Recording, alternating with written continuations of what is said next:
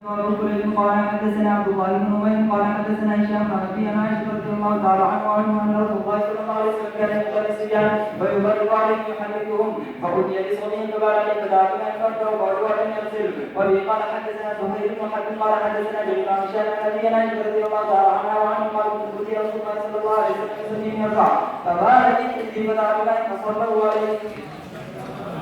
وبه قال حدثنا ابراهيم قال اخبرنا عيسى قال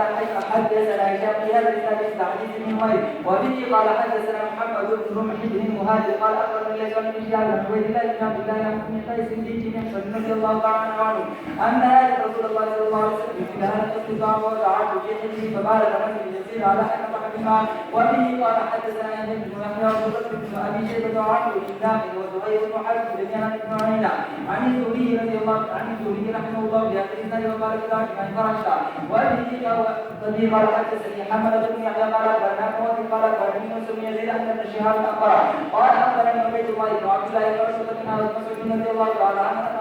ان ام قيس بنت نحبه رضي الله تعالى عنها كانت من المهاجرات الاول التي كان رسول الله صلى الله عليه وسلم وهي اخت عكاشه بن نحبه رضي الله تعالى عنه احد بني اسد بن خزيمه قال اخبرني ان علي رسول الله صلى الله عليه وسلم لها لم يرجو ان يدخل الطعام قال عبيد الله اخبرني انها ذلك قال يحيي رسول الله صلى الله عليه وسلم فدعا رسول الله صلى الله عليه وسلم بمائه فنظره على سجود لم يغسله غسلا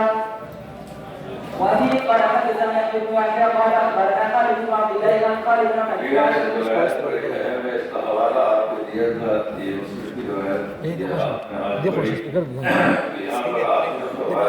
ولم يغسله غسلا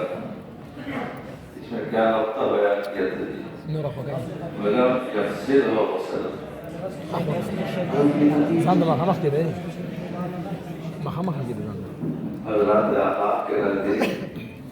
غسل شديد की नफी कैसे किस नाम से फायदे से तो है